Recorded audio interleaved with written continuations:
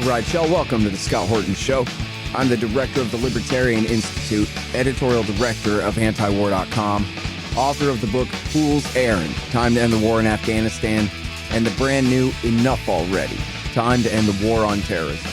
And I've recorded more than 5,500 interviews since 2003, almost all on foreign policy, and all available for you at scotthorton.org.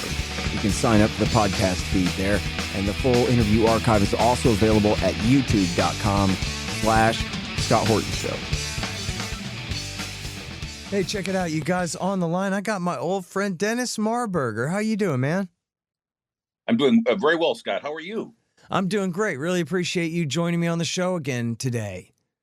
And I appreciate you inviting me. I know you're very busy, and you keep doing wonderful work for the cause of liberty and for the cause of peace and for the anti-war movement, and you're to be commended. So thank you for sharing some time with me. Yeah, happy to. And seriously, you're the one doing me a favor here. We got such important news to cover about what's going on in the kind of ever-simmering conflict between Azerbaijan and Armenia, and particularly surrounding Nagorno-Karabakh, or the how do you say it?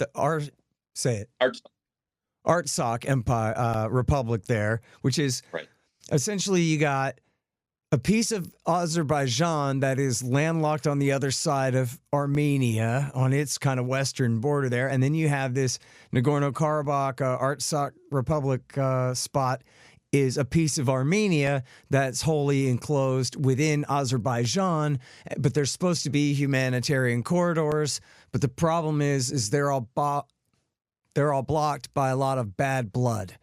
So that's the very and of course they used to be both subsumed under the domination of Moscow in the USSR, and then kind of have been. I guess they fought right after the Soviet Union fell apart. They fought, and there's been on and off conflict ever since then. So now we're sort of kind of caught up with the background, but now you take it from here and I guess fill us in maybe even the last year worth of what we need to know here. Okay, and I'd like to slightly amend the description. Okay, so Artsakh is actually an independent republic. So it's not part of Armenia, even though it is ethnically Armenian. Oh, I see. Right, and the people is indigenously Armenian, and there's another word, Autonkonous, I think is how it's pronounced. I'm probably getting it wrong, but so in other words, ancient. I think this goes way back. It's been inhabited by Armenians for millennia, and what happened is that after the genocide, the Turkish genocide of the Armenians, Assyrians, and Pontic Greeks, which basically went from 1895 through and actually this is before the end of that, because that ended in 1923. But so they're at the post-World War I period. The new Republic of Armenia, which was a restoration of Armenia in the Armenian homeland, at least a segment of it, a small part of it, was set up, and that included this area of Artsakh, which is very culturally and historically important. Many important things happened there. And Artsakh had been at times independent when other ways of conquest were going through the area. But Stalin, as the commissar of the nationalities in the Soviet Union, was making a deal with the Turks because he wanted to get away for the Red Fleet to get out to the Mediterranean through the Dardanelles. And so he put Artsakh and another area called Nakhichevan, which is, if you look at a map and you say, what's this part of Azerbaijan doing over here called Nakhichevan? That's actually Armenian, but Stalin put it under, along with Artsakh, into the Azerbaijani Soviet Socialist Republic. They were both made autonomous oblasts. That's the phrase they used, and there was supposed to be a lot of self-government, but it was unlawfully put in under the overall jurisdiction of the Azerbaijani Soviet Socialist Republic. And now, did Stalin transfer ethnic Azeris into that area as well? Well, the Azeris did that. I see. Yeah. So Azerbaijan was doing that sort of thing, and the population of makeup in Artsakh and in Nakhichevan, they tried to influence. They were much more successful, unfortunately, in Nakhichevan, where they eventually over time wiped out the Armenian presence in Nakhichevan. And even in more recent times, the Azerbaijanis destroyed the Armenian cultural heritage there, the churches, the graveyards, these kachkars they have, which are these cross stones, which had great value. They just wiped it all out because their idea is to wipe out the memory of it, any trace of Armenian civilization there. They're doing the same thing in the areas that they've occupied in Artsakh. They've done it in areas of Azerbaijan which are not part of Artsakh, but there were large Armenian communities. They had horrible pogroms and mass killings in Baku and Sumgayit, Karibabad, in Shushi, which is an Armenian city, now totally devoid of Armenians because of these sorts of activities. The Azerbaijanis have wiped out the Armenian population there. They either were killed or driven off. And now there are no Armenians left in this important Armenian cultural center, which is a very strategic location there. And that happened, the final thing there happened as part of the 44-day terror war of aggression that Azerbaijan launched in 2020. And what they did there was they said, well, no more diplomacy, no more discussion about what would be a just situation to have between the people of Artsakh, who had rightfully declared independence following Soviet law when they were still part of the Soviet Union, and they had left the Azerbaijani Soviet Socialist Republic. And then when the Soviet Union ended, Artsakh said, well, we're not part of Azerbaijan anymore. We weren't previously, and we're not going to be part of it. And even the relationship of the people of Artsakh as an autonomous oblast as part of their Soviet Socialist Republic in Azerbaijan, that ended because that was going to end when the Soviet Union ended. And the people had decided that was their right and their duty, something we know from the American Declaration of Independence, right, Scott? We don't want that abusive government. So they said, no, we're not part of you anymore. And the Azerbaijanis they attacked Armenians living in Azerbaijan and did terrible things there. So the long train of abuses after these pogroms and mass killings and everything else that the Armenians of Artsakh had was even more harrowing than what Thomas Jefferson and his colleagues wrote about in the Declaration of Independence. So there was a remission in Azerbaijani oppression of Armenians after the first Artsakh or first Karabakh War, which ended in a ceasefire in 1994.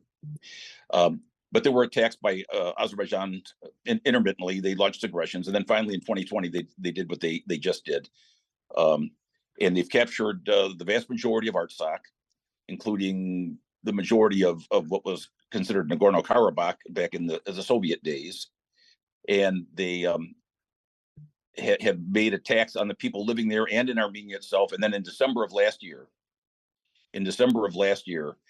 they cut this lifeline, and you made a reference to it. It's the Berd Zor or Lachin corridor, which goes from the Republic of Armenia, which is to the west, and it goes for several miles. It goes from there to the unoccupied surviving remnant of Artsakh. And this was something that, by agreement of the three parties, Armenia, Azerbaijan, and Russia, was supposed to be 10 kilometers wide. The Azerbaijanis were supposed to come any closer than 5 kilometers on either side of it, and then people could travel back and forth and have trade and that sort of thing. And the Russian peacekeepers that are in the area were supposed to have the ultimate control over this. But then in December, the Azerbaijanis decided they were going to put a total siege on the 120,000 people still living in the unoccupied surviving remnant of Artsakh. That includes like 30,000 elderly and I think 20,000 children. And what they did was they just cut that whole link. They first started doing this, Scott. They had a fake protest. They said it was an ecological protest. It was about the ecology, and it was an environmental protest. And that was nonsense. There was nothing environmental or ecological about it. There were a lot of people out there, either students or government workers or soldiers, paid by Aliyev, who's the dictator, Ilham Aliyev, the dictator of Azerbaijan. And they had this massive.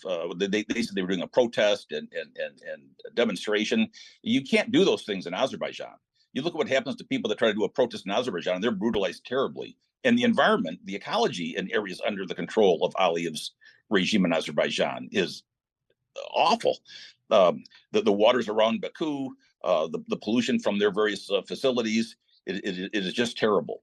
And so this was clearly a fake protest meant to starve the people. And eventually the Azerbaijanis just gave up on even the pretense of this being an environmental or ecological thing.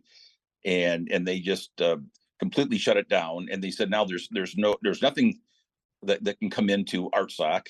They eventually relented a little bit and said, well, if the International Committee of the Red Cross is going to take some people out to go from Artsakh to Armenia for medical care, we might allow that from time to time. There'd been some of that. And then they kidnapped one of the people that was being transported, a fellow who they falsely accused of various things. Turns out it was a case of mistaken identity. But they have kidnapped this guy and they haven't returned him. And they said, oh well, there's going to be this trial. We had there were international warrants out for him, and there weren't. That was a lie. And he's not the only person that's been kidnapped while this has been going on. But they basically have completely cut off any ability to get food or personal hygiene items or medicine or anything that you would need in daily living to get into this area. They have also attacked people working in fields who are raising food. They shoot at their agricultural combines or tractors or the people themselves. And they'll say, oh, we had to do it because they were fortifying the area. And you say, well, you have a right to fortify, but that's not even what was going on. I mean, you have a right to defense, but they're not even letting the people raise food, Scott. They're basically drowning them out. They've interrupted the power supplies, and they don't have natural gas or electricity coming in. It's very intermittent. They have a little bit of it, but it's not enough for them to operate. They have to use hydroelectric power, so that's drawn the big reservoir that's in the area down to critical levels. They can't have any running water, so people have to walk long distances, sometimes 20 kilometers, to just get buckets of water to take back home. And it's really an awful situation. And the idea here, evidently, is to force these people either to starvation or the brink of starvation and or dehydration or other medical conditions. And they're seeing all sorts of things: people fainting, people getting heart attacks, miscarriages.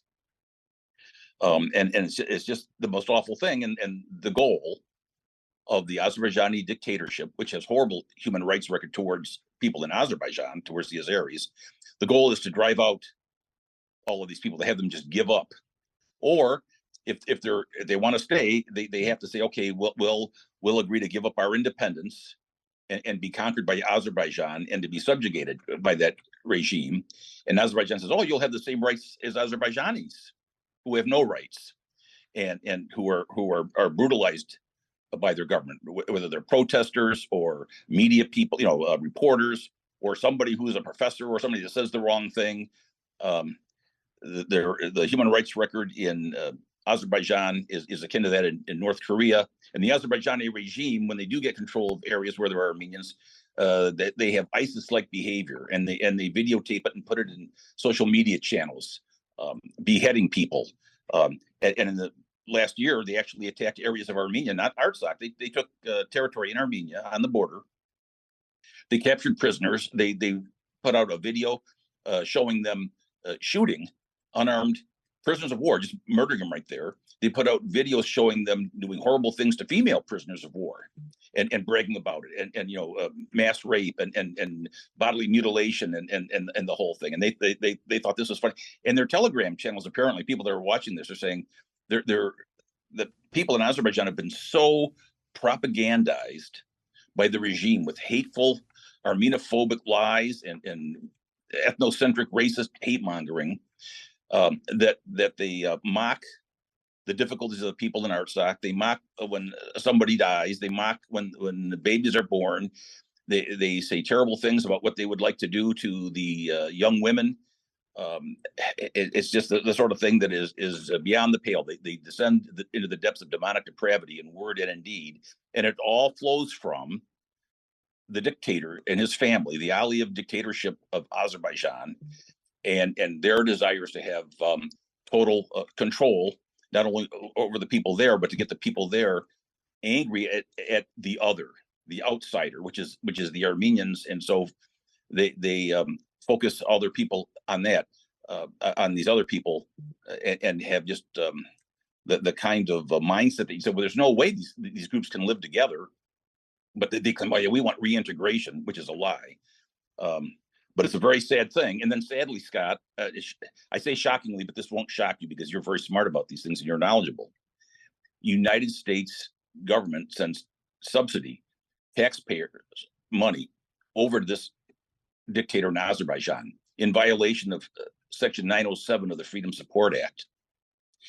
There's that's been waived for a number of years, but now apparently they might enforce it again. And in our local Michigan Republican congressional district, we actually passed a resolution calling for that. So no more subsidization, no more cooperation and collaboration between the U.S. military and the Azerbaijani military. We shouldn't be doing that. And calling for the lifting of the blockade, the returning of prisoners that they've held that they're abusing in their prisons, or holding them unlawfully and against agreements. And so we passed that. And then the International Court of Justice came out and issued an opinion, a ruling.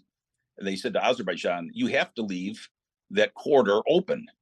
You must do that. And they've reiterated that, and Azerbaijan refuses to comply. And they say, oh, well, we'll send supplies from this other area, from this town called Agdam. But what they're trying to do with that is then say, okay, now we've got you by control. If you agree to that, now you've agreed you don't have independence. Now you agree we're in control.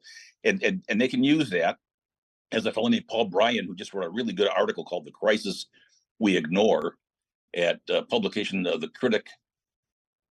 And it's from the United Kingdom. As he pointed out, they could use it. They could poison the people, and that's not beyond the pale in this situation. Something like this happened before, and they've used starvation and blockades before against the Armenian people there. So they're saying, give up everything, and we'll give you what we want to give you from Agdam. But it's a very cynical ploy, a way to trap the people. And after they've done these kidnappings, folks are very, very leery of that. They're just not going to do it. So they're resisting in a Gandhi-like fashion, Scott. They are not fighting violently, though it's their right to defend themselves. But like Gandhi and like the people back in India, they're enduring great hardship to protect their independence and to say we do not consent to rule imposed by this dictator from Baku. All right. Well, we know how important Azerbaijan is to the American empire. They have that all-important BTC pipeline that runs through there from Azerbaijan through Georgia and into Turkey. And so, really just keeping Caspian oil out of Russian hands as much as possible by staying dominant there. So the Armenians are at a severe disadvantage there, even though there are a lot of Armenians and an Armenian lobby here in the United States.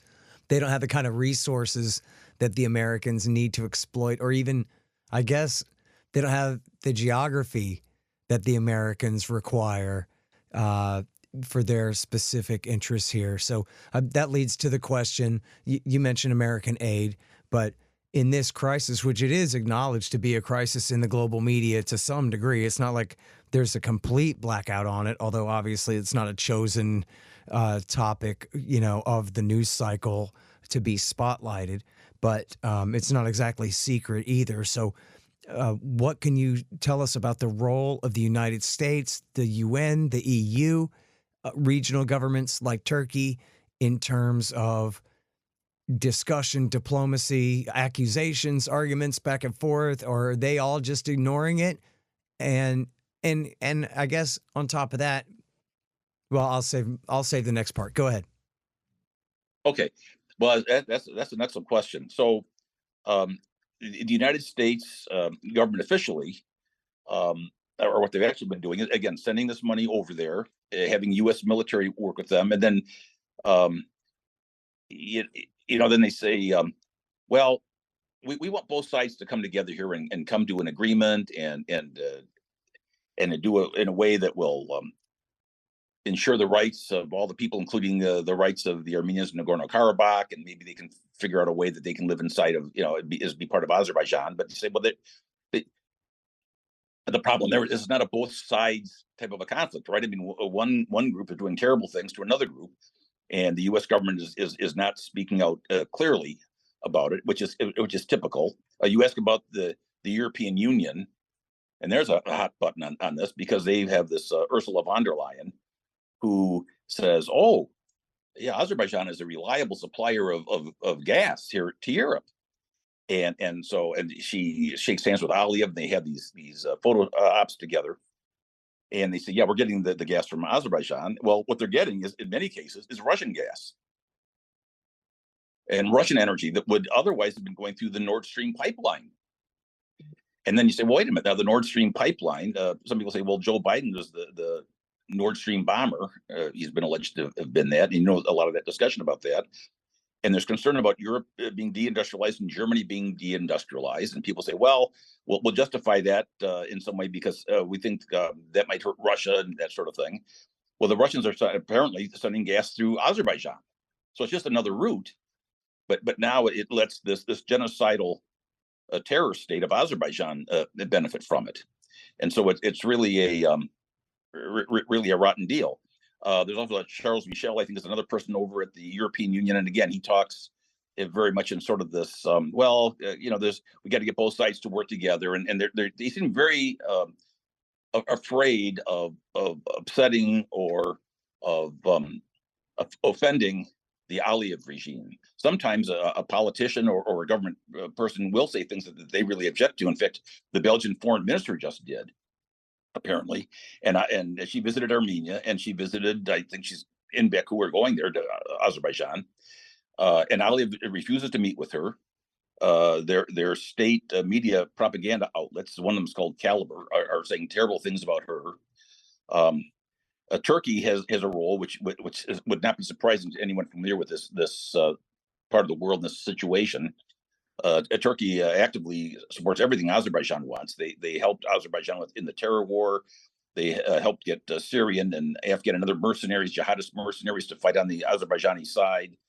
Their commentary is always pro-Azerbaijani, and so they favor putting maximum pressure on the Armenians. Erdogan and Aliyev are joined at the hip on this, and they support each other politically.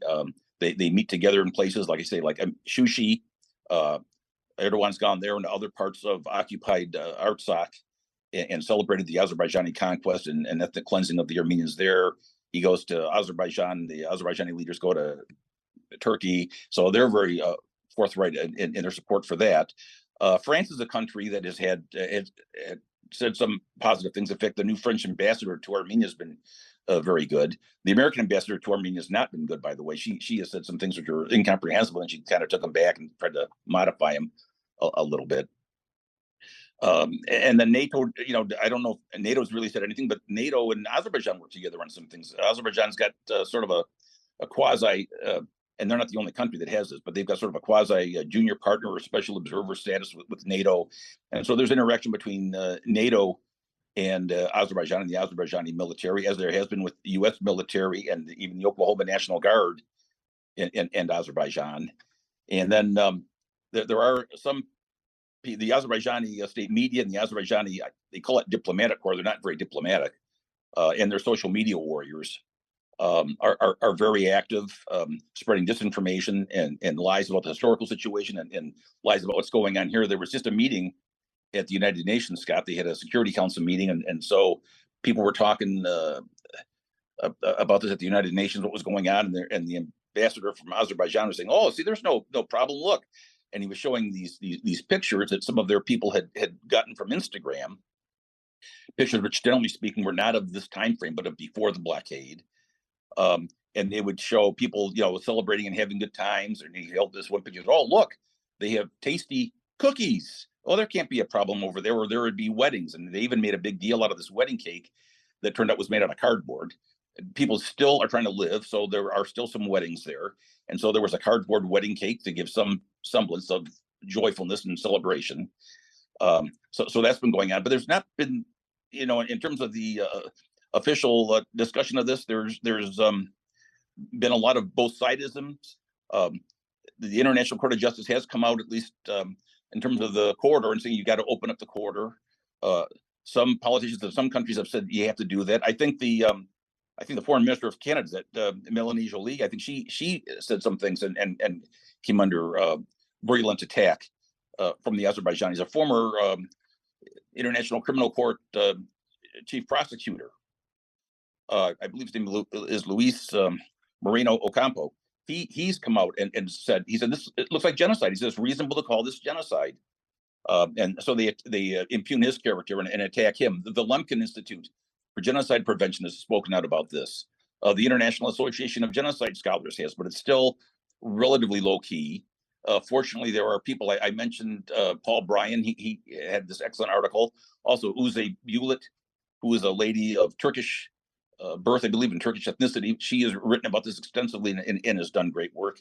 And there are some others as well. But it's been difficult to get a lot of people to actually focus on this. And there are lots of folks on Twitter that are doing good work, actually, that I could point towards, like a Twitter site, Origins Discovery, another one, Armenophobia.org, and Maro Kuchinian, and there are many others that are doing good work. It's kind of like a grassroots volunteer effort, which is trying to break through the fog of, not just the fog of war, but the fog of either disinterest or lack of knowledge about this that seems to be so pervasive, particularly in American mass media, nightly news type things. But we're starting to get a little bit of discussion of it. The Guardian just had an article. Finally, somebody said after 8 months of silence.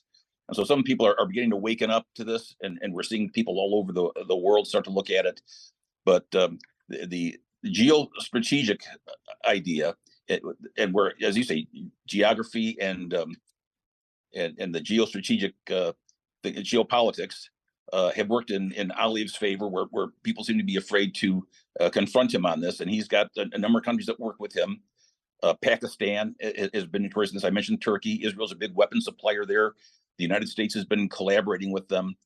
But maybe we're going to see a change in this. But again, the destruction of the Nord Stream pipeline is an interesting aspect to consider, because I think that ramps up the alleged importance of the Azerbaijani connection to get gas from the Caspian or from other areas, including Russia, into Europe for their purposes, for industrial use and also for heating. Hang on just 1 second for me. You guys know that I consider the Defend the Guard movement, led by the combat vets at BringOurTroopsHome.us and DefendTheGuard.us, to be the most important thing happening in American politics today. Simply put, this law would nullify the empire by preventing the state governors from handing their National Guard troops over to the president for foreign combat without an official declaration of war from the Congress. We've made great progress getting it out of committee and even past the state Senate in Arizona. Help support Bring Our Troops Home and Defend the Guard at BringOurTroopsHome.us and DefendTheGuard.us. And their Director of Field Operations, Diego Rivera, teaches a political leadership class that is the most effective training like it anywhere. He's still a soldier, only now his mission is peace. So heads up, all you anti-war vets, we've got a mission for you. Find out all about their upcoming training sessions and help support at BringOurTroopsHome.us and DefendTheGuard.us. Hey, y'all, Scott Horton here for the Libertarian Institute at libertarianinstitute.org. I'm the director. Then we've got Sheldon Richman, Kyle Anzalone, Keith Knight, Lori Calhoun, Jim Bovard, Connor Freeman, Will Porter, Patrick McFarlane, and Tommy Salmons on our staff, writing and podcasting. And we've also got a ton of other great writers, too, like Walter Block, Richard Booth, Boss Spleet, Kim Robinson, and William Van Wagenen. We've published 8 books so far, including my latest, Hotter Than the Sun, Time to Abolish Nuclear Weapons, and Keith Knight's new Voluntarist Handbook. And we've got quite a few more great ones coming soon. Check out libertarianinstitute.org/books. It's a whole new era.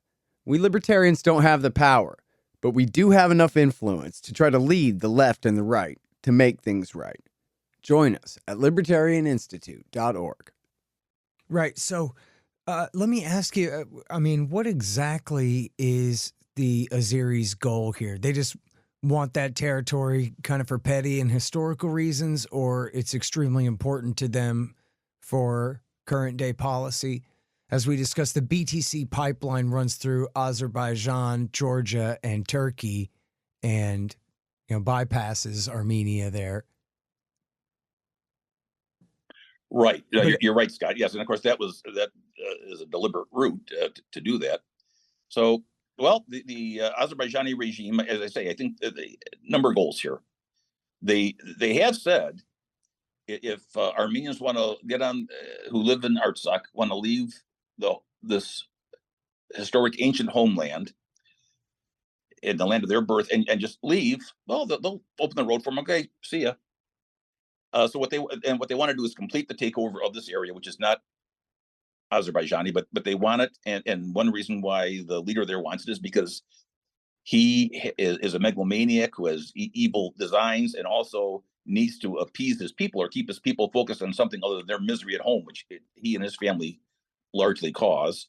So I think that's a big part of it. And then he has said too, they've started this recent campaign coming up with a totally ahistorical, a totally false narrative that the Republic of Armenia itself is actually, they will call it falsely, Western Azerbaijan.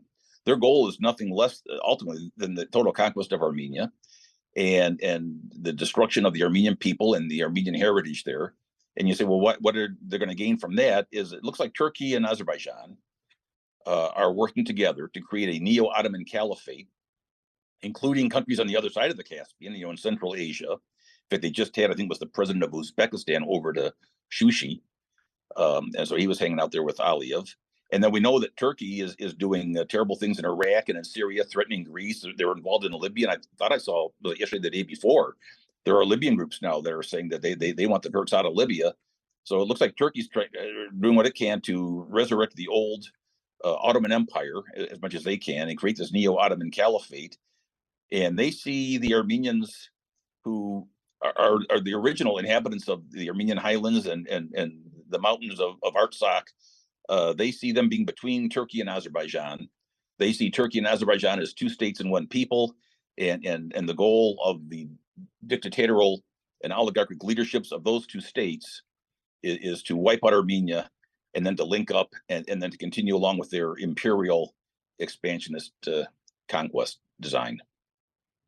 Yeah. I never did understand why after ISIS took Mosul, the Turks didn't just roll right in and say, yeah, thanks for, using ISIS as their shock troops. But it seemed like that was the goal, was to expand the empire right then and there. And possibly Obama told Erdogan no at that, point. But, so speaking of the Islamic State, you mentioned some of these atrocities, and I wondered whether these are Syrian or other Arab veterans of Obama's dirty war in Syria who are now cutting the heads off of. You tell me they're beheading Armenians in Nagorno-Karabakh now in Artsakh? Right. But those were actually Azerbaijani troops who Oh, really? them. Yeah, they did it. So when was that? And in what quantity? Oh, I'm not sure what the quantity was, but I mean, there were several videos of people being beheaded. And when was this?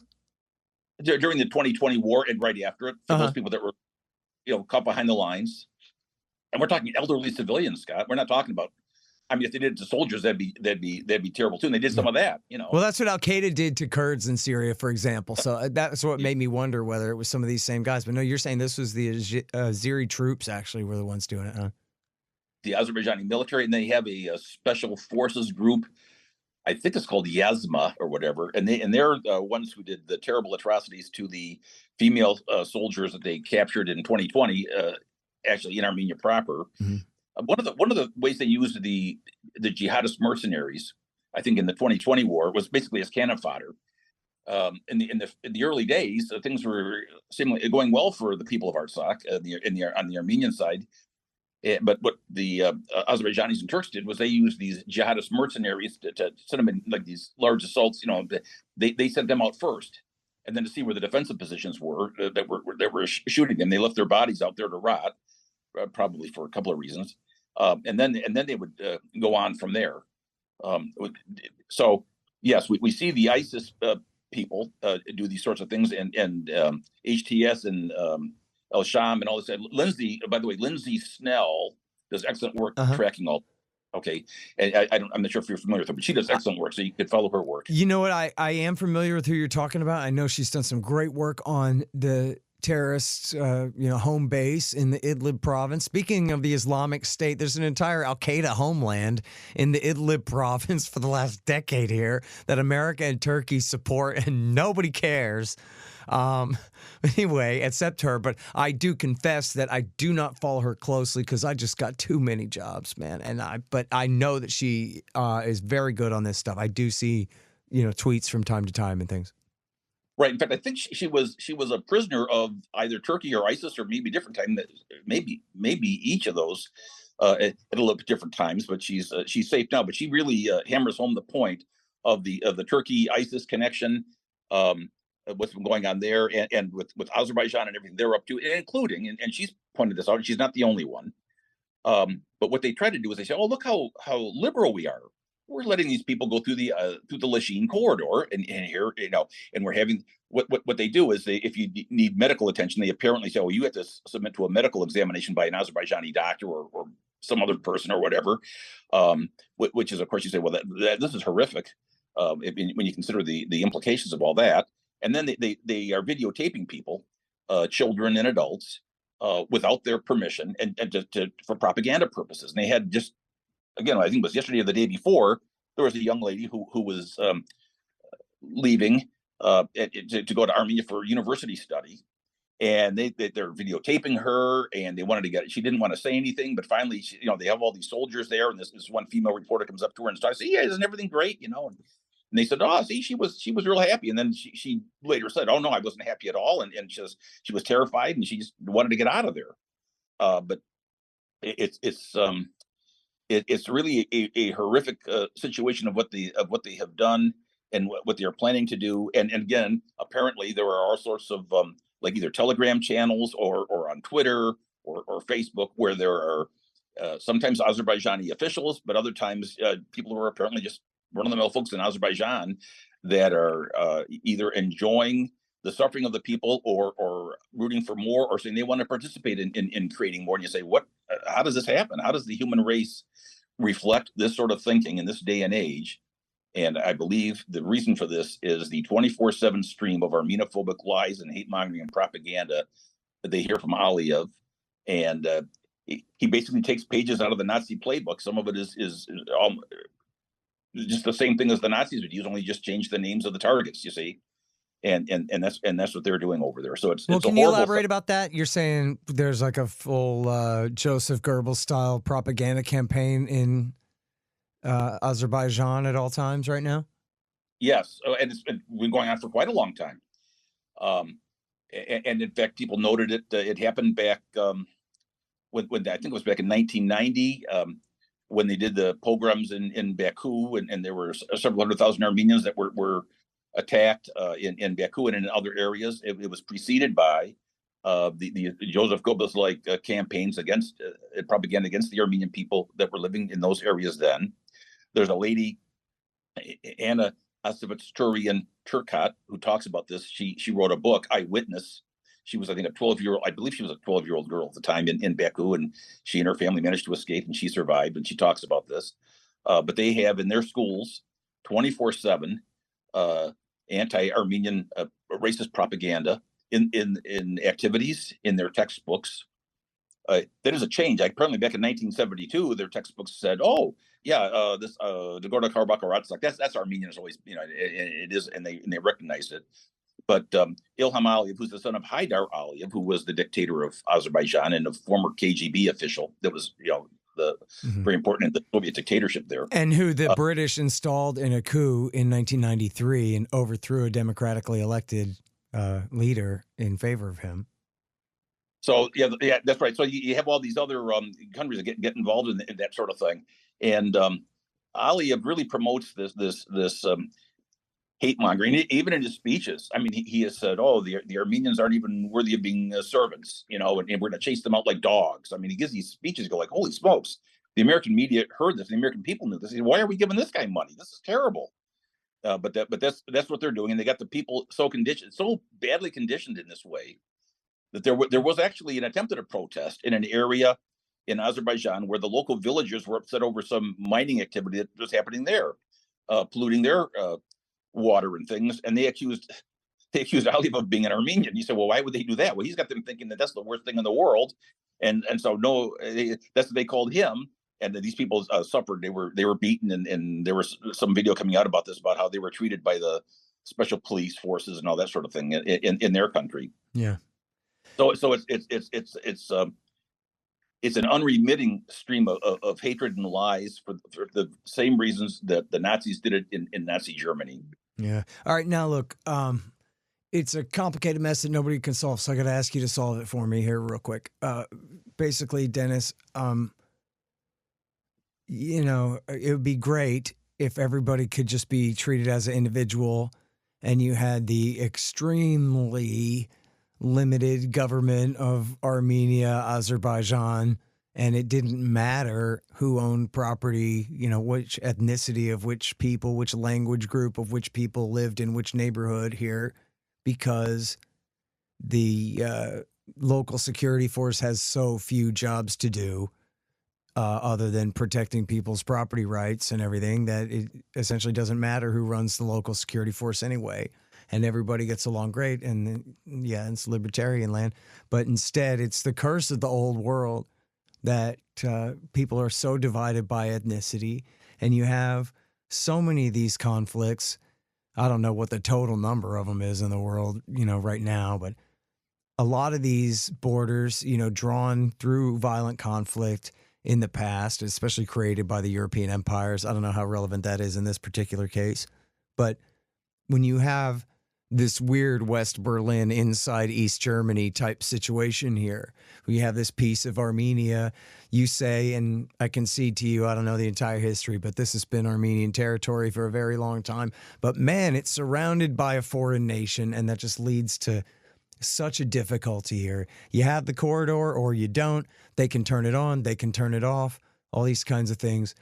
And then, as we mentioned, and this always comes up, but I guess there's not so much problems and strife. I don't know exactly what's the deal with, and I forgot what you called it earlier, this piece of Azerbaijan that's actually on the other side, on Armenia's western border with Turkey there as well. So when you have just such a mess and all this historical resentment, and as you say, political interests involved in making it worse, not better, what do you do? What do you see as like a long-term solution? If they would only listen to you type of thing. How can we resolve this in a way where it's pretty dang resolved and it's not just going to flare back up again? Right. Well, yeah, no challenges there. But so a couple of things. Yes, Nakhichevan is that other area, and frankly, yeah, you don't hear much about Armenian versus Azerbaijani thing going on there because they wiped out the Armenians there, and that's when they talk about reintegration and having peace. That's their idea. That's Ali's idea of it. You see. So what do we do about the other areas that were illicitly put under his control, or that he just seized control of? What's the solution here? I do believe a big part of it, Armenia has to be able to be strong enough to defend itself. Otherwise, Azerbaijan's going to eventually go rolling into there too when they think they can get away with it. And they've already done it to some degree. For the people of Artsakh, I think a couple things can be done. Again, enforcement of Section 907 of the Freedom Support Act would be a good first step. Ending U.S. military collaboration with Azerbaijan would be another step to be taking, putting actual diplomatic pressure on them. And frankly, I know that we always say, from the libertarian standpoint, we don't like sanctions, though, of course, and because they hurt the common people and not the people in charge. And we have all these different examples, and they're usually used in wrong ways. Some people think, well, the Aliyev family needs to be sanctioned, and that has to happen. So he feels a pain from this. There are those who are calling for an airlift and say, let's we can airlift. There's an airport there in Stepanakert, which is the capital of what's left, and they do have an airport. The Russians use it to feed their peacekeepers. They fly supplies in and out of there, apparently. So that would be a way to do it. There has to be a way to get that corridor opened, and those people, their right to self-defense and their right to live as free people in this land needs to be respected. And for that, they need to be able to have the military capability to do that and to keep the corridor open so supplies go back and forth. And I'm thinking about it. I'm just rereading it earlier today, and I think maybe you just reread it. Murray Rothbard's Nations by Consent, because he's talking about exactly what you're talking about. And he wrote that back in 1987. and No, it's just that me and him have a lot in common. Go ahead. Yep. Yes, I know. You are a Rothbardian, and you express it very well, and that's a very positive thing. So I've actually people that never read him on this. You're saying he uses this example in that? yes, he brings that up, and then he actually brings up, because it was interesting. He brought up the point you made. Well, if we had an area where it was a stateless society and it was truly free markets and private property owners, and then they could work this out, you wouldn't have the problems there, which is true most of the time. But for a while, there's going to be this problem. There's so much hatred and so much bitterness spread through the propaganda and the lies of the Aliyev regime. To anybody that's over there, they would say, "Well, gee, I don't think I would trust that right now. We need to be militarily strong, or at least strong enough, so that the Azerbaijanis don't feel like they can just go in there and wipe everybody out." And right now, I mean, when they go in, the one thing he doesn't lie about, he being Aliyev, is when he makes threats, he generally follows through on them, and then he does set up the area. So I'm trying to figure out how to get them to live up to the agreement they made in November 2020, and to comply with the International Court of Justice ruling that they have to leave that corridor open is a great question. I like to think of at the moment is heavy diplomatic pressure put on them, much heavier than they're getting, heavy media pressure and people shining a light on this, like you're doing here, Scott. So thank you for that. The U.S. government actually enforcing Section 907 of the Freedom Support Act, the U.S. government reducing the size and scope of the global empire, which taxes Americans, which inflates Americans' currency and creates huge increases in debt here, which has a deflationary aspect, but all that being bad economically, but also leads to these atrocities overseas. So we need to stop working with this guy, make him a pariah, put in some incentives for them to reduce their amount of terror and aggression, occupation, oppression, and genocidal ethnic cleansing. And then in terms of how is it going to be what's going to be the long-term solution? That's a great question. I think it's going to require. You're probably right. I would agree that a private property owner system would be much better. The question is, how do we get, say, Turkey and Azerbaijan to both agree to go in that direction, and that sort of thing? So there's going to have to be increased scrutiny, I think, from the West and also from other countries in the East. I know India is quite interested in what's going on here, and they've been somewhat constructive in this area. And so there needs to be pressure put on Azerbaijan diplomatically, economically, politically. The light needs to be shown on this. It needs to be called up for what it is. There needs to be, I believe, there's UNICEF. Why isn't UNICEF helping these children that are over there? That we're just sitting there silently. So I think there's going to have to be, and then they say, well, the Russian peacekeepers were their job was, among other things, was to keep this thing open, and Azerbaijan agreed they would not impinge on it like they did.